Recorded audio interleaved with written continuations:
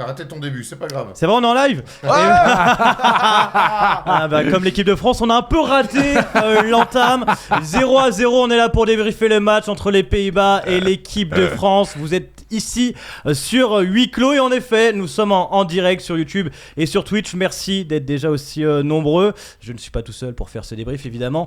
À ma gauche, j'ai pris mon meilleur élément, Erwan Abotret, qui est en pleine forme, il paraît. Pleine bourre, mon gars. Je fais des journées remplies. Je suis un homme épanoui. Tu sais, c'est organisé. Ces mecs qui se lèvent à 7h, qui sont à la muscu à 7h30 et qui enchaînent le taf, font 1000 rendez-vous, voilà. Et ce soir, je suis là pour débriefer ce match de l'équipe. Je suis en pleine bourre, mon Tom. Eh ben, merci, mon Erwan. En face de toi, ils sont aussi en pleine bourre. Mathias qui a remplacé Thomas. Voilà, tu sors du banc et tu viens nous faire un petit débrief. Ouais, bah si je suis aussi efficace que Kingsley Coman ou Olivier Giroud, on n'est pas rendu. Ils n'ont pas eu beaucoup d'occasions, mais ils ont servi à rien quand même. Mais tu seras bien meilleur, j'en suis sûr. Bien meilleur qu'Ousmane Dembélé, tout à fait. Et puis mon Manu qui vient terminer le coach. Ça va les gars, ouais. Putain, je vais essayer de mettre autant l'intensité que mon ami là. C'est une belle entrée d'émission. Belle entrée. Ça c'est un cadeau pour un présentateur. Il va falloir qu'on mette de l'intensité parce qu'il n'y a pas grand chose à raconter sur ce match, mais on va essayer d'être plutôt concis. Salut à tout le monde, Valentin, Mathieu qui sont déjà là sur YouTube, Anthony, vous nous régalez. On est également en direct sur Twitch et ce sera le cas aussi mardi après le match contre l'Autriche. Contre la Pologne. Encore un bon match, je le sens, encore un très bon match qui arrive, mais on sera en direct pour le débriefer, les gars. On va rentrer directement dans ce match. Je vais vous demander un petit mot pour résumer cette rencontre. Est-ce que tu peux réexpliquer à Manu ce que c'est la règle de ce petit jeu pour commencer? C'est un petit mot. Alors, un mot, ça veut dire qu'il faut un mot. Parce que tu sais que sur la dernière, c'est pas une phrase. Sur la dernière émission, je veux pas mettre d'embrouille dans cette équipe qui vit bien en interne, mais la dernière fois, moi, j'ai pas pu dire de mots parce que Manu a fait un tunnel de bâtard. Voilà, t'as raison. On a dû rendre l'antenne après le mot. Je commence, tu veux un mot, stérile. Voilà, stérile. Stérile, c'est très bien, stérile. Ouais. Regrettable. Vous y arrivez toujours pas, Manu? Ah pardon, tu parlais de... C'était sûr, fallait pas Courage. Et tu nous as dit quoi? Regrettable. Regrettable. Mon cher. Beaucoup de syllabes. Oui. Et toi? Attends, stérile, regrettable, Zabi, moi j'ai envie de dire. Zabi, je regarde le match, mais moi je suis là, mais merde quoi, voilà. On va quand même regarder la composition que nous avait choisie l'Ardèche pour ce match face aux Pays-Bas. Évidemment, pas de Kylian Mbappé, donc il avait été remplacé par Tchouaméni dans cette formation, donc un 4-4-2 avec Thuram et Griezmann. Les gars, quand vous voyez cette formation, c'est ce à quoi vous attendiez ou vous auriez aimé autre chose sans prendre de recul? Là, je vous parle avant le coup de sifflet, on triche pas. Ce qu'on attendait, pas forcément. On avait peut-être juste oublié que Deschamps nous faisait ça depuis 10 ans. On avait connu avec Blaise Matuidi. Après, est-ce qu'on est surpris? Non, on va pas faire les faux culs. Le point fort des Pays-Bas, c'est leur côté droit. Dumfries, Frimpong, ça va très vite. On met un mec qui est censé un peu plus défendre. Voilà, on compte sur le talent qu'on retrouvera peut-être un jour de notre ailier droit. Après, sur le papier, non, c'est du Deschamps tout craché. Donc voilà, c'est pour ça que Thomas est pas là, je pense. Il voulait que ce soit Zizou. Donc, son extrait commence à prendre forme et on commence à comprendre ce que voulait dire Thomas. Ouais. Manu, pareil. Ouais, on sait que l'équipe de France depuis quelques semaines est une équipe qui aime un petit peu plus, on va dire, subir. Et là, on voit clairement que tu fais une composition d'équipe où l'équilibre est le maître mot. L'équilibre est le maître mot de Didier Deschamps depuis 12 ans. Donc il n'y a pas de surprise, mais il y a quand même des regrets pour nous supporters de l'équipe de France et suiveurs depuis longtemps. C'est mon mot, ça, regret. Tu vois. Attention. Erwan, t'as rien à rajouter dessus? Non, j'ai pas rajouté grand chose. C'est que voilà, Mathias l'a dit, Deschamps, il tente pas des choses, il veut pas tout remanier, même si un cadre, ton meilleur joueur et ton capitaine se blesse dès le premier match, il veut pas tout remanier, mettre Giroud à la place de Thuram parce que Thuram il en a fait un titulaire pour cette compétition. Voilà, il veut garder les mecs titulaires. Et on sait que c'est pas quelqu'un qui chamboule tout, donc on l'a encore vu ce soir. Il s'appuie sur des choses sur lesquelles il compte dès le départ. C'est pas un mec qui aime nous surprendre. Moi, j'aurais aimé peut-être voir Giroud commencer peut-être par rapport à pas mal de choses. Thuram, tu seras mon titulaire jusqu'à la fin. Bon, ok. Il y a Randall qui nous dit en même temps Rabiot ailier gauche, et en même temps l'équipe de France avait gagné comme ça en 2018 avec Blaise Matuidi, et c'est un peu la touche de Didier Deschamps, donc rien de surprenant. On va aller, les gars, pour changer un peu l'ordre, directement sur les flops. Comme ça, moi j'ai envie de commencer par les flops, parce que mine de rien c'est de la déception qui ressort de ce match, et on va voir les flops directement. Et le premier flop qui ressort, les gars, c'est Antoine Griezmann. Antoine Griezmann a rarement été dans les flops dans l'histoire des débriefs de l'équipe de France, et pourtant ce soir, s'il y a un gars qu'on doit cibler, c'est sûrement Antoine Griezmann, qui a manqué cruellement de réalisme. Franchement, on n'a pas l'habitude de le voir avec autant de déchets. technique. Honnêtement, on peut dire ce qu'on veut. Alors, on va évidemment reparler de cette passe en retrait mal ajusté de Rabiot. Ouais. Il y a pour le coup la passe aussi qui est un peu dans son dos d'N'Golo Kanté, mais que ça soit même alors là pour moi 2 fois quand même techniquement, même si les passes sont pas idéales techniquement, c'est un joueur supérieur qui doit s'amener les choses vers le but. Pour moi, sur la passe de N'Golo Kanté, il rate quand même son contrôle. Clairement. Et puis même dans le jeu, après dans des passes, dans des choses, c'est lui qui d'habitude est à l'origine de pas mal de combinaisons. Je l'ai trouvé emprunté, j'ai trouvé pas inspiré. C'est assez rare pour être souligné. Ça fait mal à cette équipe de France-là. Et puis tu le dis, il rate quand même 2 énormes occasions. Donc oui, pour moi, il mérite d'être dans les flops et ça nous fait mal au cœur, évidemment. Les gars, ils changent tout le débrief. S'il met les 2 buts, on n'est pas là, on est content, quoi. Mais moi, ce qui me gêne d'autant plus, c'est que Antoine Griezmann, malgré tout ce qu'il a fait pour l'équipe de France, et on n'est pas là pour dénigrer bien sûr la carrière de Antoine Griezmann, mais c'est quelqu'un qui a eu des propos ces derniers jours, ces dernières semaines. C'est quelqu'un qui s'est plaint notamment dans le vestiaire du fait que le jeu offensif de l'équipe de France penchait un petit peu trop à gauche, et qui faisait que lui n'a pas touché assez de ballons contre l'Autriche. Aujourd'hui, Kylian Mbappé n'est pas là, donc le jeu ne penche pas à gauche, et c'est lui justement qui a les clés offensives d'une équipe qui manque cruellement de niveau technique, et malheureusement le niveau technique c'est chez Antoine Griezmann ce soir qu'il a pêché. Il a eu les occasions, il les a pas mises au fond, et si aujourd'hui tu finis à 0-0, en effet il faut s'en prendre aussi à Antoine Griezmann. Ça va peut-être inquiéter pour la suite, parce qu'Antoine Griezmann, on l'avait pas vu en grande forme lors du premier match. Là il semble encore un peu sur les rotules. Mathias, ça t'inquiète? Moi je suis plus inquiet sur le long terme, et même sur l'état d'esprit, comme le dit Manu, sur tout ça. Moi je pense que cette façon de jouer de Didier Deschamps, à force de tirer sur les mecs, Antoine Griezmann il fait les efforts, tout ça, il faut pas oublier qu'on a déjà gagné. Ils sont champions du monde. Donc c'est très difficile de toujours remettre encore et encore. Ce soir, comme on dit, on cible. On gronde pas, on cible. Parce qu'on n'a pas l'habitude de ça. Ce genre de match, dernièrement, on les gagnait presque tout le temps. Grâce à Kylian Mbappé parce que Maxi Talent, et aussi grâce à Griezmann parce qu'il était, à l'image de Deschamps, l'extrême efficacité. Et qui tapait bien les coups de pied arrêtés, on gagnait avec les coups de pied arrêtés. Oui, aussi, c'est plein de choses. Après, on sait qu'il n'est pas en pleine forme physique. Je trouve, moi, qu'il monte en puissance. Et de toute façon, c'est en 8e de finale qu'on verra, c'est en quart de finale. Mais ce soir, c'est très clair que s'il en avait mis ne serait-ce qu'une, oui, très clairement, le débrief l'aurait changé parce qu'on aurait encore gagné, on n'a pas été vraiment inquiété, on aurait montré de la solidité, on aurait fait un match à la Didier Deschamps. Sauf que là, aujourd'hui, Didier Deschamps, il a été puni par Antoine Griezmann parce qu'Antoine Griezmann, il n'a pas fini. On nous dit que Grisou commence la compétition 8, après il bouge 9 en fin de match, et là ça le met en 10. Comment tu peux lui en vouloir? Mais même sur le match. Mais on lui en veut pas. On lui en veut pas. On cible juste. C'est vraiment le truc qui est très précis. C'est qu'il a pas raté un truc, la cage vide, et voilà. On va pas non plus le mettre dans les tops. Il y a ces 2 occasions ratées, mais il y a pas que ça. Moi, je te dis, dans ce qui peut amener des fois dans l'allant de l'équipe offensive de cette équipe de France, il ne l'a pas fait aujourd'hui. Et même dans sa position, dans son rayonnement sur le terrain, moi je pensais qu'il allait jouer plus haut du fait notamment de cette compo, et c'était ça moi j'attendais de voir, c'était de voir un Griezmann plus haut en soutien de l'attaquant. Le problème c'est que j'ai vu un Griezmann parfois qui était 6, parfois qui était 8, parfois qui était excentré sur un côté, et trop rarement aux côtés de Marcus Thuram, justement pour pouvoir combiner, pour pouvoir enchaîner, et trop rarement dans la zone de vérité. Alors peut-être qu'il y a trop d'abattage avant pour qu'il ait la lucidité au moment où il est devant le but, ça serait la meilleure excuse qu'on pourrait lui offrir ce soir. Malheureusement c'est pas ça qu'on attendait dans Il y a trop d'autogestion. Moi je trouve que de plus en plus il y a trop d'autogestion dans cette équipe. Clairement. Ils connaissent la route. Voilà, ils connaissent la route, ils savent ce qu'ils doivent faire, mais parfois, et on y reviendra sur l'animation. On est l'Allemagne des années 80, quoi.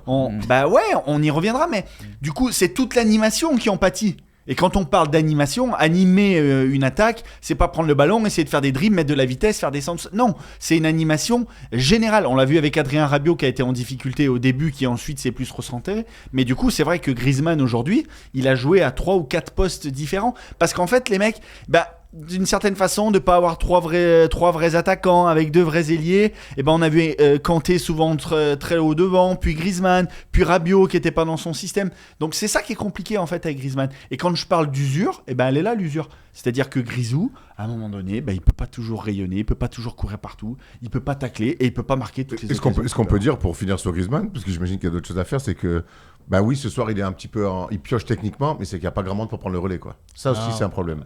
Non, ça c'est clair, mais on va y venir. De toute façon, c'est le deuxième flop, c'est l'animation offensive. C'est qu'à un moment, les gars, que ce soit sur le match numéro 1 face à l'Autriche, où c'est un but contre son camp, donc c'est même pas nos joueurs qui marquent. Et sur le match 2, l'animation offensive est catastrophique. Alors il n'y avait pas Kylian Mbappé ce soir, mais il y avait Marcus Thuram sur le terrain. Et j'ai vu que quelqu'un voulait le mettre dans ses flops. C'est pas celui que j'ai envie de sortir en premier, on va en parler. Et il y a surtout Ousmane Dembélé. Les gars, on arrive dans une impasse. Non, ça fait 2 matchs de poule. Je pense qu'il est peut-être temps de changer quelque chose, ou alors faut attendre le retour de Kylian Mbappé. Il a trop de déchets. Mais attends, mais honnêtement, dans l'attitude, toute la en ligne plus, d'attaque, il fait des replis. Franchement, tu vois qu'il essaye, tu vois qu'il a envie de bien faire, peut-être trop d'ailleurs. Mais il y a trop de déchets. Au bout d'un moment, Dugarry le dit beaucoup sur M6, quand il commente, il y a trop de déchets chez ce garçon aujourd'hui. Est-ce qu'il y a trop d'attentes? Peut-être aussi, mais il y a trop de déchets. Voilà, il arrive à faire des choses quand en deuxième mi-temps, il passe Nathan Ake sur la vitesse, la première touche de balle est parfaite. La deuxième, il joue en Santiago. Il met un pointard. C'est pas possible. C'est pas possible de. Alors oui, il y a des attentes très élevées, mais entre les attentes et ce qu'il propose, il y a quand même un écart qui est trop important. Il y a beaucoup trop de déchets dans les dernières passes, dans les derniers 20 mètres. C'est trop compliqué pour Ousmane Dembélé. Et surtout que j'ai l'impression que mentalement, il est en train de se fatiguer. Il n'arrive pas à, et on l'a déjà vu dans d'autres compétitions, à reprendre le dessus. Il n'arrive pas. Moi, ce qui m'inquiète, c'est le niveau technique de tous ces joueurs. Dembélé est le symbole ultime, justement, de ce déchet technique chronique, tu l'as dit, sur la ligne d'attaque de l'équipe de France. Mais le sentiment est très ambivalent parce qu'on a des garçons qui sont dans le sacrifice, on a des garçons qui sont dans le parfait état d'esprit. Je prends encore en preuve le match de Marcus Thuram ce soir qui s'est donné pour l'équipe, qui a travaillé énormément pour ses coéquipiers, mais par contre il y a beaucoup trop de déchets techniques dans cette équipe lorsqu'elle est dans les 20 derniers mètres adverses pour pouvoir faire des différences. On a parlé de Griezmann tout à l'heure, là on va parler de Dembélé. Je ne sais pas combien il y a eu de centres ce soir pour l'équipe de France, mais combien 21. ont été dangereux, combien auraient pu apporter ou nous laisser entrevoir quelque chose. Et c'est ça qui est terrible. Je trouve qu'on est une équipe de bons gars, on est une équipe qui arrive à se battre, on est une équipe qui arrive à se retrouver toujours dans la bonne zone au bon moment, mais au moment justement il faut frapper ou il faut être décisif, il n'y a plus personne. On a mis dans le chat un sondage, faut-il sortir Ousmane Dembélé du 11? Votez et surtout donnez en commentaire des réponses, je les prendrai. Pour toi, est-ce qu'il faut le sortir, Mathias, du 11, Ousmane Dembélé? Je sais pas, j'ai l'impression que à chaque fois que je viens, on parle de lui, que ce soit avec le PSG, avec l'équipe de France. Aujourd'hui, c'est censé, oui, Griezmann un peu au milieu de terrain, c'est censé être ton energizer numéro 1. Sa première mi-temps, je suis désolé, elle est lamentable. C'est catastrophique ce qu'il fait Ousmane Dembélé. On le sent, comme le dit Erwan, on le voit dans ses yeux à chaque fois qu'il touche le ballon. Ses adversaires, ils ont peur sur les coups de rein, sur les premiers crochets. Mais derrière, encore une fois, j'y reviens, je prends cet exemple. Les centres, c'est niveau R2, les gars. 21 centres ce soir, 21 centres. Non mais vraiment, c'est-à-dire soit c'est une frappe, soit c'est tapé fort, ça touche plus souvent aujourd'hui les oranges que les blancs. Voilà, Chouameni, il a levé 2 ballons dans le match. 2 ballons dans le match. D'accord. On a vu que le ballon, il allait en direction d'Olivier Giroud. Les centres d'Ousmane Dembélé, dans quelle direction ils partent? C'est un ballon de plage. Il faut qu'on m'explique. Voilà. Quand il fait des trucs bien, il casse les reins d'Ake 1 fois, 2 fois, 3 fois. On se dit, il va frapper. Il tire au-dessus. Erwan a eu la réaction. Il dit, mais cadre. On voit la réalisation internationale. Que dit Deschamps? Mais cadre. Mais imaginez dans la tête de Deschamps. Pour être sélectionneur de l'équipe de France. De toute façon, c'est pas bien compliqué. Il n'y a pas énormément de choix. Mais c'est peine perdue. Mais pourquoi il est sur le terrain? Parce qu'il n'a pas de concurrent. Pourquoi il était sur le terrain au Barça à l'époque? Parce qu'il n'avait pas encore de concurrence. Pourquoi ils l'ont lâché à Barcelone? Parce qu'il y avait Yamal qui arrivait. Pourquoi il est titulaire indiscutable au PSG? Parce qu'il n'y a personne. Parce que Mbappé n'est pas dans ce profil, ne peut pas emmener une équipe et ne peut pas emmener une attaque.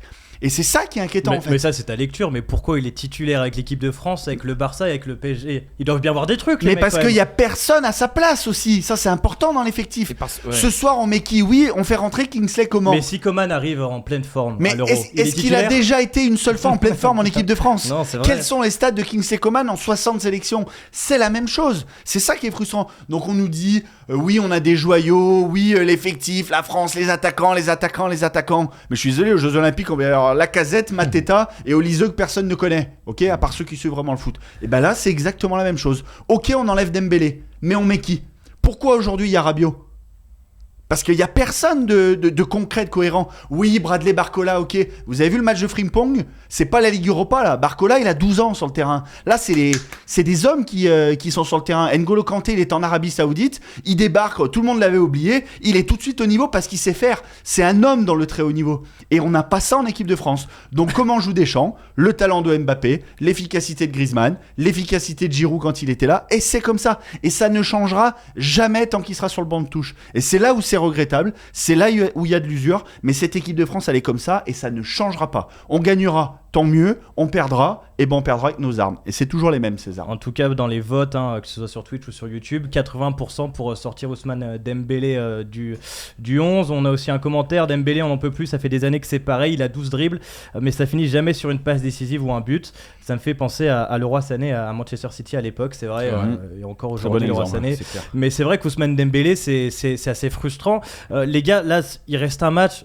On sait que ça sert souvent à essayer des choses, même si on n'a pas encore la première place, on n'est pas assuré de finir premier. Est-ce qu'on doit tenter un truc là sur le dernier match ? On ne le fera pas. On arrête. On fait assez de compètes maintenant tous ensemble depuis des années et sous l'ère Deschamps. Il le fera pas. Mais il le fait en phase finale. Il le sort souvent. Non mais le problème... Il le fera pas, on connaît. Vas-y Manu. Non mais en fait le problème c'est que tu as essayé un système et un schéma avec Mbappé sur le premier match. T'as pas eu d'effet. Là, t'as choisi un autre système sur un autre match sans Mbappé, il n'y a pas eu d'effet. Et le problème, il n'est pas tactique. Le problème, il n'est pas dans l'animation. Le problème, il est, je pense, moi, dans le niveau technique des joueurs qui ont été choisis devant, voire même peut-être dans les profils. Tu parlais d'Alexandre Lacazette, on va pas rouvrir une boîte de Pandore qui ne sera jamais ouverte par Didier Deschamps. Mais il manque clairement un tueur devant dans cette équipe et d'autant plus avec l'absence de Kylian Mbappé. Les gars, ce soir Marcus Thuram, on va parler de son match rapidement, dans les notes on lui a mis 5 parce qu'on a trouvé qu'il avait été alors inefficace comme Marcus Thuram, mais pour le coup on l'a senti un peu plus dans son rôle d'attaquant, chercher des espaces, gêner un peu cette défense néerlandaise. Lui pour le coup, est-ce qu'il a marqué au moins quelques points ? Mais il n'en a pas perdu. Mais on l'a plus vu, ça c'est la même chose. On parle de Marcus Thuram, on a l'impression qu'on parle de Kylian Mbappé. C'est sa première grande compétition en titulaire. Erwan l'a dit, il va mourir avec ses idées Deschamps, donc pour le moment il va rester titulaire. Et notre débrief, il aurait totalement changé. Cette talonnade pour cette action de Rabiot qui la met à Griezmann, je suis désolé, ça doit finir au fond. Si ça finit au fond, c'est un geste de très grande classe. Et c'est exactement ce qu'il produit avec l'Inter Milan. Mais on voit que les highlights de l'Inter Milan. Donc c'est facile toujours de dire Thuram, il a été bon techniquement, il a fait 10 très bonnes minutes d'entrée, donc il a montré bien plus je trouve que face à l'Autriche, il a moins couru et après la déception, et ben encore une fois c'est parce qu'il n'y a pas autant de talent que les très grands attaquants. Il y a cette frappe au-dessus où il ne juge pas correctement son ballon, il la prend juste après le rebond, elle finit dans les tribunes. Avant, il doit la toucher avant, il doit s'emmener, s'ouvrir un autre angle. Moi ce qui me dérange beaucoup avec Thuram, c'est que il est dans le combat, il mouille le maillot et ça c'est bien, il en faut aussi parce que quand les mecs défendent pas, on sait ce que ça comment ça peut déséquilibrer une équipe. Mais il a quand même des situations d'attaquant, je repense au lob face à l'Autriche il le tente même pas alors que le gardien il est sorti en tongs et en short à frange. Là il a un ballon, il peut s'emmener, l'appel est très bon, il doit la toucher plus vite, s'ouvrir l'angle sur son pied gauche pour ou alors peut-être en fait il va s'excentrer pied droit pour mettre un ballon dans le parking du stade. Merde à la fin. Franchement moi c'est la fête de la musique aujourd'hui, c'était pas la fête du football, là, je te le dis. Hein. Et surtout pas des attaquants. Non, mais t'as raison. Après, faut quand même dire, parce qu'aujourd'hui, le rôle du neuf a beaucoup évolué. Et peut-être que si Griezmann avait été un petit peu plus réaliste qu'il ne l'a été, peut-être qu'on aurait un autre regard sur le match de Marcus Thuram qui avait un gros défi quand même. Faut dire, la charnière des Pays-Bas, c'est pas n'importe quoi, c'est pas n'importe qui. Et moi je trouve qu'il a été largement à la hauteur, justement dans ce que tu disais, le combat. Alors on parle pas de rugby, on parle de football aujourd'hui. Malheureusement. Mais il a énormément pesé cette défense. Il a libéré beaucoup d'espace aussi également pour ses coéquipiers. Malheureusement, les autres n'en ont pas fait grand-chose. Et quand lui, t'as raison, a eu des actions, techniquement, comme les autres, il était beaucoup trop fait pour que ça aille au bout. 15 tirs, 3 cadrés. N'oublions pas la charnière qu'il y avait en face aussi. Enfin, je veux dire, si Thuram fait le même match que ce soir sur toute la compétition, il va marquer un but. Et franchement, c'est plutôt prometteur. On est quand même dans une évolution. Encore une fois, deuxième match titulaire dans une très grande compétition. Il y avait Van Dijk en face. Les Néerlandais ont été plutôt costauds. Enfin, tu trouves ? Mais moi, j'ai pas la même lecture. Moi, je me dis de pas marquer ce soir contre la Hollande, ça montre que t'es une petite attaque offensive. Mais il y a deux.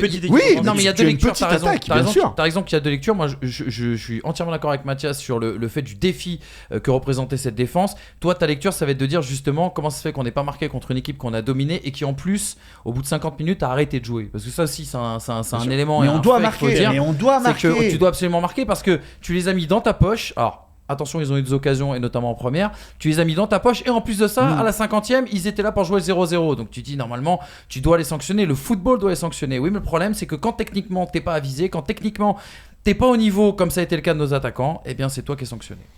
Les gars, on a marqué donc 0 but en 2 matchs. Il reste un match contre la Pologne. Vous avez décidé donc vous de garder, Erwan, j'ai envie d'avoir ton avis pour finir. Est-ce qu'on garde ces 3 attaquants devant, sachant Kylian Mbappé devrait, on n'est pas sûr, revenir contre la Pologne? Est-ce qu'on garde Marcus Thuram en neuf? Est-ce qu'on garde Ousmane Dembélé à droite? Est-ce qu'on... on peut en débattre. Si tu avais les clés. Est-ce qu'il va le faire? C'est peut-être ça aussi ce qui nous intéresse, parce que c'est ce qui va se passer. Il va pas le faire. On sait que c'est un mec de conviction. Maintenant, moi, Olive, j'entendais... S'il sort Thuram, il le tue. Moi, j'entendais Roland sur RMC qui voulait voir Giroud titulaire. Moi, j'aime bien l'idée qu'il puisse sortir du banc. Pour moi, même si, malgré son âge, il peut avoir ce profil-là. J'ai aussi, et je rejoins Mathias sur le fait que Thuram, tu le sors là, tu le tues. C'est un mec qui fait beaucoup d'efforts pour l'équipe, mine de rien. Et alors, évidemment qu'on est frustré, mais là, ça veut dire que tu fais 2 matchs, tu fais allez, qui va t'asseoir, il y a un papy de 39 qui prend ta place. Quel message tu lui envoies? On sait que la compétition peut être longue, et accessoirement, on va y aller en 8e de finale. Donc, il y a de la gestion, et puis j'aimerais bien qu'il marque, moi, Thuram, j'ai envie de le voir. Donc, pour ça, je le laisse titulaire. J'ai envie qu'il marque et qu'il se libère. Parce qu'on sait que pour les attaquants, on a beau faire ce qu'on veut, à un moment donné, trouver le chemin défilé, c'est aussi une libération, et derrière, il y a plus de plafond, quoi. Après, moi, j'essaie autre chose quand même sur ce 3e match. Tu es qualifié ou quasiment qualifié maintenant pour les 8e de finale. Mais pas premier. Même si tu l'as dit, la première place va être très très importante, parce que l'idée, je pense, ça va être. Attends, parce que le but, c'est de finir premier pour éviter les Portugais. Oui, pour éviter les Portugais, voilà. Dans l'idée en tout cas. Mais le truc, c'est que moi aujourd'hui, ce que j'ai vu, c'est une équipe aussi où il y a une rotation très tardive. Premier changement de Didier Deschamps, 74e minute. Très tard. Pour le moment, on n'a pas vu Barcola, on a vu Giroud très rapidement sur le premier match. Il y a beaucoup de profils qu'on attendait justement de voir jouer avec l'équipe de France et qu'on n'a pas vu pour le moment. Pour la suite de la compétition, et on l'a vu lors de la dernière finale de Coupe du Monde, c'est tout un groupe qu'il te faut. Il y a peut-être des mecs, si tu arrives en finale, qui vont se chier dessus, qui seront pas bien, et d'autres mecs qui vont en sortie de banc justement apporter quelque chose. Mais ça se construit avant, pendant la compétition. Donc moi j'ai envie de voir du changement, j'ai envie de voir aussi donne une demi-heure un peu d'émulation. Alors moi je vais faire l'entre-deux, je vais faire un peu mon Suisse, ce qui est assez rare, mais pour le coup moi je garde le 11, mais par contre tu as raison, j'interviens dès la 55e, 60e, j'interviens. Moi c'est un coaching moderne, on le voit en Ligue des Champions chaque année, les mecs maintenant ces derniers temps, ils font des changements très tôt, par 3, par 4, ils envoient des gonzes. Didier Deschamps, là-dessus, il est un petit peu quand même à l'anciaga. L'équilibre, l'obsession on de a failli le l'équilibre. mettre dans les flops. On a failli le mettre dans les flops, mais c'est vrai que dans cette nouvelle génération, tu as le droit à plus de changements. T'attends la 75e minute, je crois, pour faire rentrer 2 joueurs. Le coach hollandais, la Koeman, il en fait rentrer 4 15 minutes avant. Donc ça aussi, ça va être quand même... On le dit à chaque compétition, j'ai l'impression, mais Didier Deschamps, frileux, est-ce que ça peut pas nous coûter à un moment un peu plus loin dans la compète? Usure. À l'usure. C'est le genre de match, en tant que supporter, on commence quand même si on gagne, parce qu'on peut dire ce qu'on veut, on gagne. Des finales, tu gagnes pas de trophée, mais tu gagnes plein de matchs. Usure.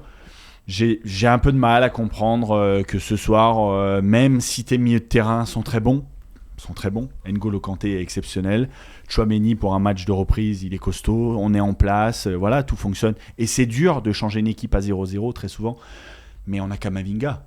Et Kamavinga, il a fait ça toute la saison.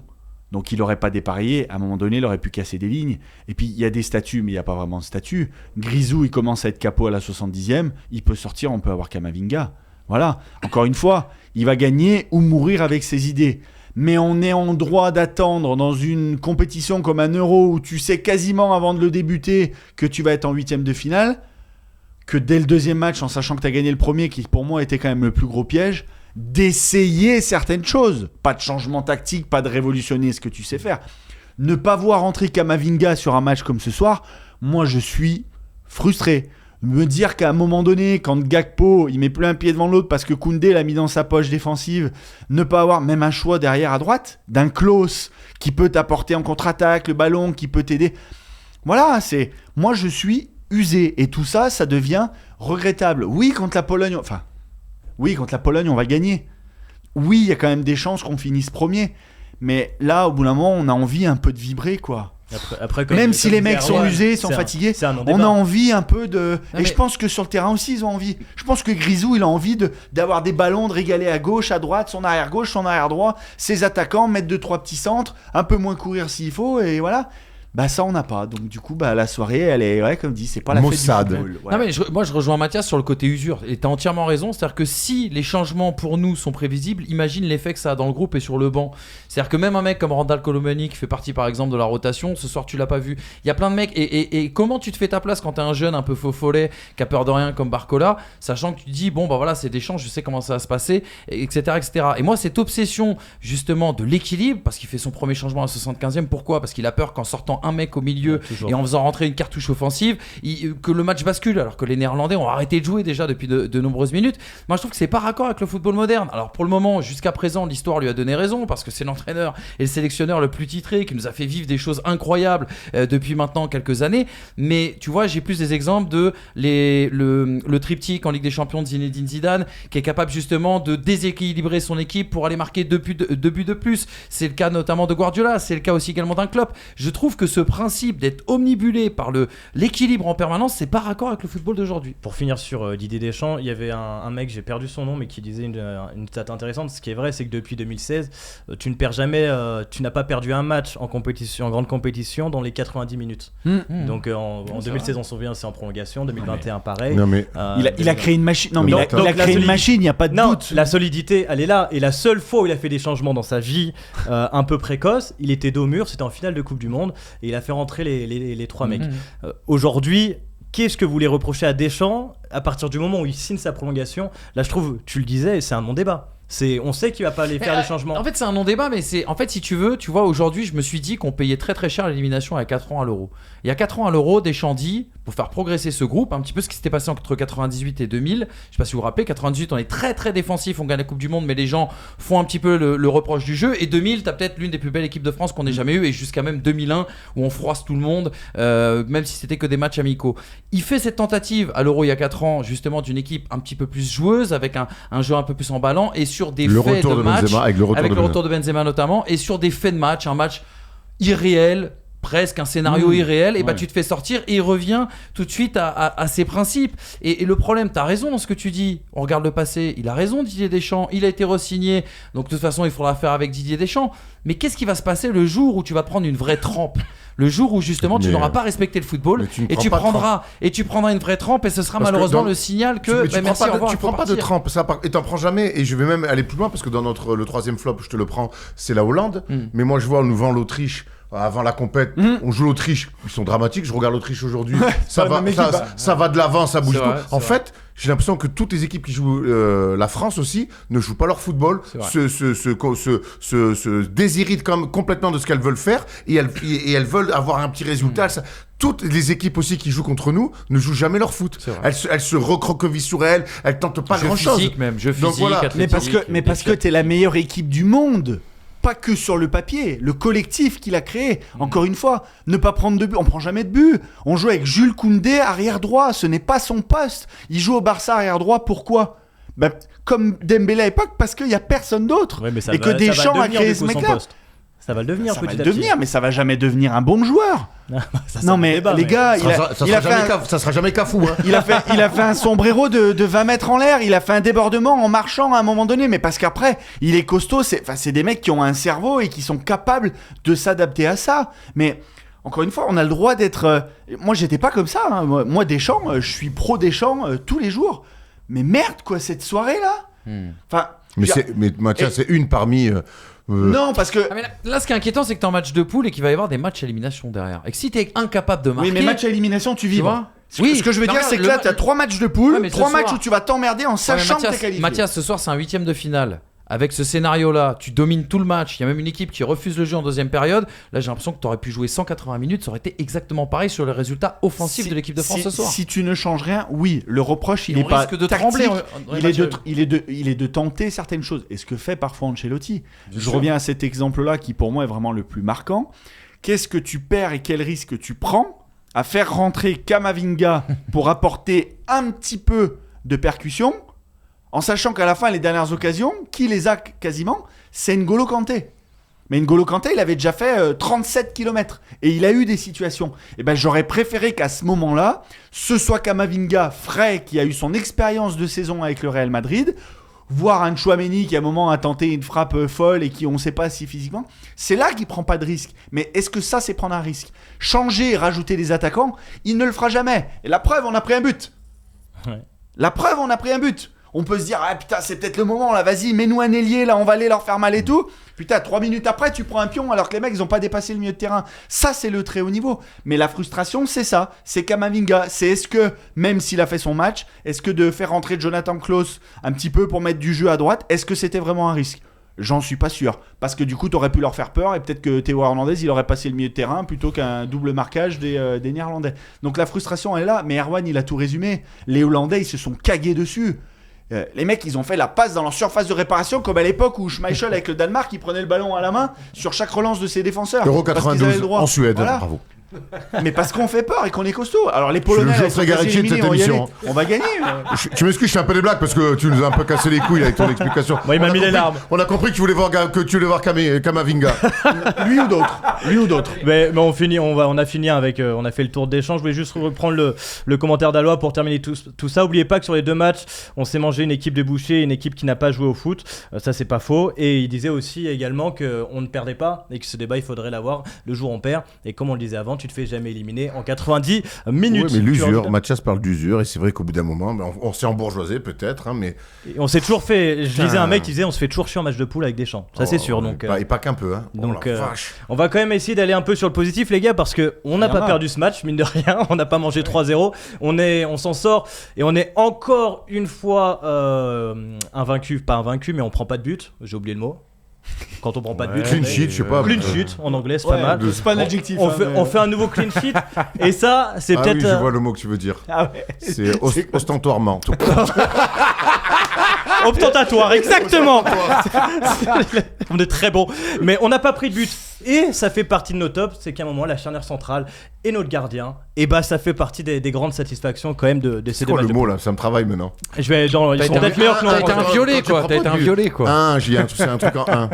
Imperméable. Parlons un plutôt de la violet. charnière. Allez, parlons de la charnière et on va Ouais, donner le mot. bah, Attends, on va parler là parce qu'il apprend toutes les premières paroles. Il va mettre. Bah, ça va Vas-y, être Erwan. en 3 mots, tu vois. Non. Ça va être simple. Je ne pensais pas. Non, c'est pas fini. Je ne pensais pas que Saliba serait une telle réussite dans son duo avec Upamecano. Et ça, encore une fois, c'est une réussite de Didier Deschamps. C'est pas 3 mots par contre. Hop, la main directement à Erwan. Exactement. Qui- Et moi je vais répondre en chanson. Saliba. C'est la fête de la musique. C'est la fête de la musique. On s'adapte ou quoi? On parle de ballon, il y a un peu de musique. Amenez une guitare. Voilà. Non, Saliba, moi je suis pas surpris. Il fait une énorme saison. C'est le défenseur central qui fait la meilleure saison individuelle avec Arsenal. Voilà. Donc moi je suis pas surpris. Je suis même content de voir ce garçon à ce niveau-là, qui a pas toujours été dans les bons petits papiers de Deschamps et qui a une vraie qualité, c'est de saisir sa chance quand on lui donne. Et c'est ce qu'il est en train de faire sur ce début d'Euro. Donc bravo à lui. Je le trouve très rassurant. On parle de Maignan qui est rassurant. Je le disais dans le débrief du pré-match face à l'Autriche. Moi, Upamecano, Saliba, je les trouve rassurants aussi. Vraiment. Et même un peu ensemble, je trouve qu'ensemble ils sont plutôt complémentaires aussi. Voilà. Moi, donc le mot c'est rassurant pour cette charnière centrale. Alors on nous propose sinon le mot impassible ou invincibilité. Bon, je l'avais dit. Invincibilité. Et cage un violet, ça reste le plus violet, simple. ouais. Toujours pas l'adjectif, quoi. Manu, Upamecano nous a rassuré quand même sur ce match. Gros premier quart d'heure, super première demi-heure. Moi, ce que j'aime dans cette charnière de l'équipe de France, c'est qu'on a quand même 2 belles qualités de relanceurs. Et ça, on n'a pas toujours eu, notamment en France. C'est un choix de Deschamps, c'est un choix à mettre au crédit de Deschamps. Et bravo surtout d'avoir positionné Saliba stopper gauche, parce que je pensais pas que justement il ne perdrait pas de sa qualité de relance. Alors on a vu contre l'Autriche que sur le jeu long, c'est un petit peu plus compliqué quand il est sur son mauvais pied. Mais franchement, c'est une sacrée paire. Et Upamecano a fait un très très très bon match ce soir. Très bon match de notre défense et de notre gardien qui a été exceptionnel. Mac Maignan qui fait encore 3 parades, dont une au tout début du match qui aurait pu nous mettre un peu dans la Vraie mouise. question les gars, est-ce que c'est pas on a plus d'opportunités, j'ai l'impression, sur la première période, mais est-ce que les occasions les plus franches sont pas En néerlandaises? tout cas, notamment les Parce que arrêts, les arrêts sont plus nets, hein. c'est bien le gardien français qui les fait, Exactement. plus que le gardien des Pays-Bas. Autre question à la question, est-ce qu'il y avait hors-jeu pour vous après revision des images? Oui, je Alors, il y a hors-jeu Oui, de position, le gêne. c'est une certitude. De position. Maintenant, après, je crois que j'ai cru comprendre qu'il gêne l'intervention de Maignan, c'est vrai. Et si Maignan plonge. Il est dans ses pieds. hein, il rentre complètement dans comment il s'appelle le joueur, je ne me souviens plus. C'était Memphis, non Non, c'est pas Memphis. Mais par contre, s'il plonge, il est battu quand même. Oui, ça c'est vrai, oui, t'as raison. Ah, ça c'est sûr qu'il a été. Par contre, s'il plonge, pour moi, il est battu. Donc, ouais, écoute, Oui. tant mieux pour nous. Mais Mais ça c'est la Sans surinterprétation. Complètement. Après, je veux dire, ces débats-là, va falloir éduquer un jour les gens à l'arbitrage. la position comme Mais ça. c'est lui Il est en jeu, Kamavinga, il est en jeu. L'arbitre de touche en plus l'a vu, il a levé son drapeau. Ils ont refusé. Derrière, il y a la vidéo. La vidéo, j'ai trouvé qu'elle avait pris un petit peu de temps, mais bon, c'est un moment important. C'est la 4G, tu nous as dit là-bas. Voilà. Il y a hors jeu, point barre. Ça m'a mis un peu la pression qu'ils mettent un peu de temps. Je me suis dit, attends, pour de bon. bien ça sûr. tombe jamais. Ouais. Bien sûr. Mais après, au-delà de ça, oui, Maignan, fantastique. Après, c'est des occasions, on leur les donne, malgré tout. Mais cette parade face à Frimpong, il va Limul à toucher parce que la frappe allait rater, certes. Mais à mon avis, elle pouvait bien aller au fond. Gakpo, on connaît. Bon, avec le rebond, c'est pas facile. Voilà, encore une fois, on est un des pays parmi les grands favoris qui avons un très grand gardien. Pas les autres. Mais c'est des matchs d'autant plus difficiles quand même pour Maignan. On l'a peut-être pas assez dit sur le premier match, mais quand ton équipe elle domine, quand ton équipe elle a le plus d'occasions, forcément t'es le moins sollicité. Et c'est ça qui est fort chez Maignan, c'est que t'as l'impression que peu importe le nombre de ballons qu'il va toucher dans le match, il va toujours être présent, il va jamais te décevoir, il va surtout insuffler énormément de sérénité et de solidité. En tout cas, avant de parler du milieu de terrain, on va se servir des notes qu'on a données. Ça va nous permettre de parler de ce milieu de terrain. Les notes de ce match qu'on a attribué à l'équipe de France. Et on va le voir, ça ressort en vert en milieu de terrain. L'homme du match, une nouvelle fois. Et aussi l'homme du match de l'UEFA. C'est une nouvelle fois N'Golo Kanté. Et N'Golo Kanté, 2 fois homme du match pour son retour. C'est assez exceptionnel ce qu'il est en train de nous faire, non ? Franchement, le match encore là, il est... Non mais alors, l'histoire elle est fantastique. Son retour en équipe de France, c'est extraordinaire. Mais ça y est, c'est passé. Mais au-delà de ça, oui, on l'a dit, on va pas le répéter et envoyer que des lieux communs. Il fait du bien de fou. Ouais. Je crois que cette équipe de France, elle avait besoin d'N'Golo Kanté. Voilà, la réalité c'est ça, c'est que cette équipe de France, elle a besoin d'un grand N'Golo Kanté comme ça. Et qu'est-ce qui fait du bien au-delà du kiff de le revoir parce qu'on l'adore, mais c'est surtout que cette équipe de France dans le jeu, elle a clairement besoin d'N'Golo Kanté. Et là, on les a un peu détruits depuis le début de l'émission parce qu'on est frustrés, parce que techniquement, mais lui en fait tous ces manques qu'on met en avant, lui, mine de rien, il arrive à les combler un petit peu. Donc voilà, grand chapeau. Merveilleux box-to-box. Non, mais tu sais que je pense que même lui est surpris de ça. J'ai vu une interview avec Adil Rami qu'il a fait, je crois, pour TF1 il y a quelques jours. Où, oui, ça parlait pas trop de philosophie ni de poésie, mais bon. Et en fait, Rami lui pose cette question, lui dit mais quand tu vois le niveau de jeu auquel tu évolues aujourd'hui dans une compétition internationale, est-ce que tu serais pas tenté de rentrer en Europe? Et Kanté a cette réponse, il dit quand je suis parti de Chelsea, c'est parce que mentalement j'étais complètement cuit, physiquement j'étais complètement cuit, je me suis retapé dans un autre univers, ça m'a fait beaucoup de bien et j'ai retrouvé entre guillemets une seconde jeunesse. Et oui, aujourd'hui je suis pas contre un retour en Europe. Donc tu vois, c'est bien la preuve que ce mec-là, à un moment donné, tu vois, je pense qu'il était arrivé dans sa carrière peut-être à un niveau d'usure justement assez important. Il est parti se ressourcer et aujourd'hui, je sais pas combien de temps tu peux lui donner encore à N'Golo Kanté, mais quand tu vois les matchs comme il fait ce soir, tout est juste dans le combat, c'est parfait, dans la projection c'est parfait. Allez, il leur a manqué quoi ce soir? Une frappe, mais on lui aurait mis 10 sur 10. Donc non, il est vraiment, vraiment extraordinaire. On l'a jamais vu se projeter autant, hein. Moi je trouve ça dingue. Ouais, en équipe de France Non, surtout. en équipe de France, T'as pu Pogba aussi. Encore une fois, on a parlé de bon Pourquoi je joue pas? Bienvenue chez les spécialistes, c'est les huis clos. On est là entre experts du foot. Mais parce que Deschamps ne veut pas faire de changement. Les gars, on va sur la note parce qu'il y en a un qui nous disait vous avez mis que 6 à Tchouaméni. Tchouaméni, on lui met 6, je trouve que c'est une note plutôt honnête. Mais c'est une bonne note. Moi, C'est quand juste j'avais pour un 6 à retour. l'école, j'avais un cadeau à la maison en rentrant. Je fais tout de suite. C'était sur 20 en plus. Mais c'est sur 20, tu prends mes blagues, putain, branleur, va. On lui a mis 6 juste parce qu'on estime que Kanté a été encore plus fort et que mais 6 c'est une bonne note. Oui, il a fait son match. Encore une fois, on avait des doutes, on savait pas dans quel état physique. Solide. Non, quel motif te permettrait de mettre plus de 6? Voilà, moi je pense que j'ai pas trouvé de motif de dire il a été très fort parce que 7 tu commences à rentrer dans un gros match. Bien sûr. Mais je l'ai trouvé solide, je l'ai trouvé précieux et surtout encourageant pour la suite parce qu'on va avoir besoin de lui. Donc non, moi je l'ai trouvé rassurant sur son match là, sur la fin notamment quand on pousse. Ouais. C'est aussi celui qui dit à un moment donné là tout le monde on monte, qui va presser haut, qui va gagner des ballons. On sent le mec frais mentalement. Exactement. Donc mais il a manqué ce qui fait de il a manqué de 2-3 petits trucs pour lui mettre 7 et qu'on sente le grand Aurélien Tchouaméni qu'on a pu connaître. Moi j'ai un tout petit peu plus de retenue sur Tchouaméni. Je l'ai trouvé très bas. Je l'ai dit à un moment dans le match. Je le trouvais très bas. Je le trouvais limite défenseur central. Donc tu sentais qu'il manquait un peu de jambes. Par contre tu l'as dit à la fin, il a mis du bois et ça va nous servir dans les tours suivants. Il va falloir des mecs un peu qui aillent au mastic. Après c'est la consigne de Deschamps. Hein. Je sais pas si t'as vu à chaque première relance française, il venait s'intercaler entre les deux stoppers. Ouais. Donc faut voir aussi le rôle qui lui a été demandé par le sélectionneur. Dans la suite des notes, on va le voir. On a mis 5 Adrien Rabiot. On n'en a pas parlé ce soir parce qu'il y avait pas tellement besoin d'en parler. Il fait un début de match un peu timide. Il bouffe un peu la feuille de match. Il doit tirer notre ami Adrien. Ouais, après on lui met la moyenne parce que Mettez des mecs pas du tout à leur poste Bah dans oui. n'importe quel sport. Ouais. À un moment donné, voilà, hein, vous allez être puni. Hein. Mettez Upamecano arrière droit, vous allez voir ce qu'il fait. Bon, bah il a pas joué à son poste. Moi, j'en veux énormément sur cette action parce qu'il a. On voit un pointu. Il a gâché On un voit un truc pointu de avec fou. ballon qui vient ouais. siffler dans l'oreille du gardien. tu me dis, Matuidi, il tente un enroulé à l'époque et il te la met au poteau de corner. À l'arrière, il a le droit. Adrien Rabiot, il a une justesse technique. Il sait marquer des buts. Il sait.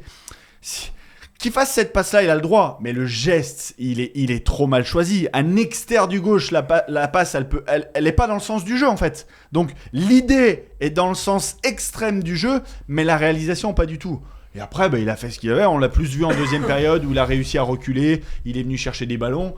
Voilà, il a fait Important, son boulot. important. Ah ouais, important. Après, Deschamps est chiant pour cette raison-là, c'est que quand tu fais jouer Koundé arrière droit ou Rabiot milieu offensif gauche, comment tu juges le mec? Parce que comme t'as dit, comment tu notes ce mec-là? Parce que c'est-à-dire tu le notes sous les yeux et le regard de Deschamps, c'est-à-dire ouais, il a apporté de l'équilibre, il a été bon dans le combat, mine de rien, Xavi Simons et Dumfries sur le côté, on les a pas énormément vus, donc voilà, c'est 6 ou 7 sur 10. Mais nous, en tant que suiveurs de l'équipe de France, passionnés de football, on aimerait voir peut-être un joueur d'un autre profil à ce poste-là. Donc c'est pour ça que la note, elle est très très très compliquée. En vrai, le 5, il sanctionne Adrien Rabiot, tu l'as dit, sur le côté non décisif au moment où il aurait pu être, mais il sanctionne aussi le choix de Deschamps de le faire jouer à ce poste-là. Bon, vous avez vu les notes et vous pouvez en débattre évidemment dans les commentaires. On va se concentrer là sur le dernier match de poule. Ce sera donc mardi face à la Pologne et on va voir les cotes de Winamax. Avant de voir les cotes, si vous voulez jouer sur ce prochain match, je vous invite à écouter Thomas. Vous avez quelques conseils. Comme tu le sais, nous sommes soutenus par Winamax, donc viens jouer avec nous sur tes sports préférés. Si tu aimes le foot et que tu as envie de parier sur la Ligue des Champions, ça se passe chez les copains de Winamax. En collaboration avec Wina, nous avons cette offre de bienvenue avec le code FT10 et le lien en description. Lors de ton premier dépôt, tu es automatiquement remboursé jusqu'à hauteur de 100 € et on t'ajoute même 10 balles en bonus. Important, le jeu est strictement interdit aux mineurs et peut comporter des risques, donc on ne joue que des sommes que nous sommes prêts à perdre. Voilà, merci Thomas, absent mais toujours présent. Évidemment, on va voir les cotes donc de ce dernier match de poule qui opposera la Pologne à l'équipe de France. L'équipe de France, grande favorite à 27. En même temps, la Pologne qui vient de se prendre une branlée contre l'Autriche 3-1 cet après-midi. Les gars, moi je suis à la fois inquiet de ce que va nous proposer Deschamps sur la composition et à la fois j'ai très envie de voir ce match parce que c'est peut-être qu'on va marquer un but. Il va falloir, hein, parce que si tu veux avancer dans la compétition, il va falloir gagner, tout en sachant que dans le même temps, les Pays-Bas peut-être vont gagner aussi, donc il faudra mettre plus de buts. Donc, si on ne gagne pas contre la Pologne, c'est bon, on va jouer d'ailleurs. Hein. On va gagner, Erwan? Moi, J'ai l'impression que je te sens stressé.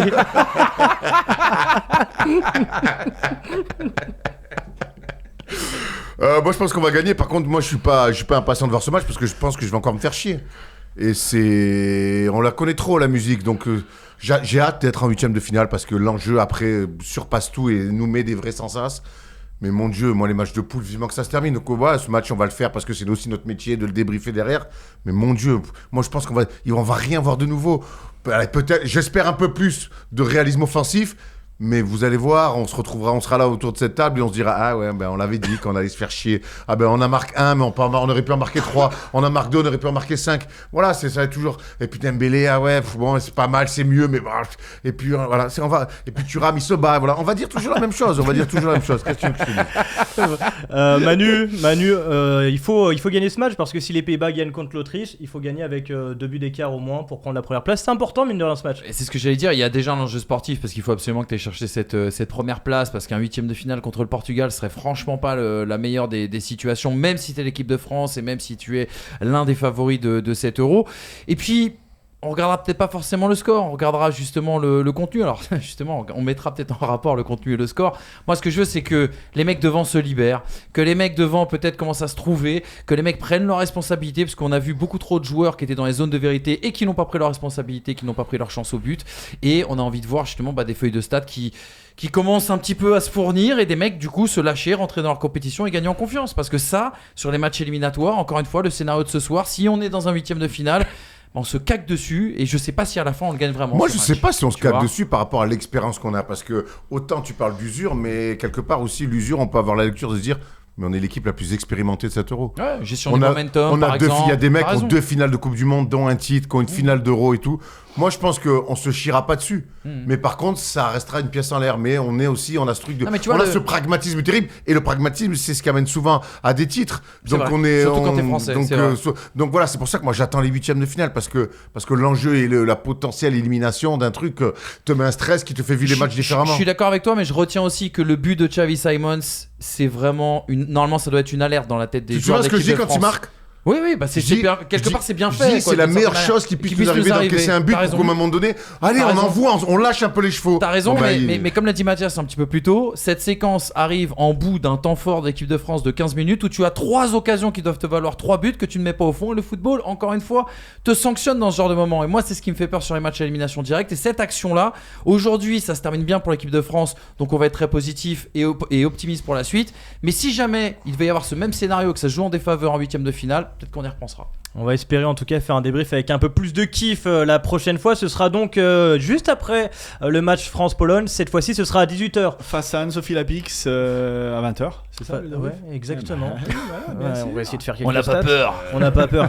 Venez nous chercher. Donc ce sera aux alentours de 20h, juste à la fin du match. Vous venez encore ici ou évidemment en podcast, puisque toutes les émissions FT Sport sont disponibles en podcast. Merci les gars. C'était pas simple à débriefer, mais on a été bon. Non, c'est toujours intéressant. L'équipe de France, ça met du kiff. Et puis la prochaine fois, on verra surtout d'être ensemble, les gars. Voilà, c'est ça. On est ensemble, c'est beau. On va aller débriefer tout ça à la fête de la musique. Merci de nous avoir suivis. On se retrouve donc mardi après France-Pologne.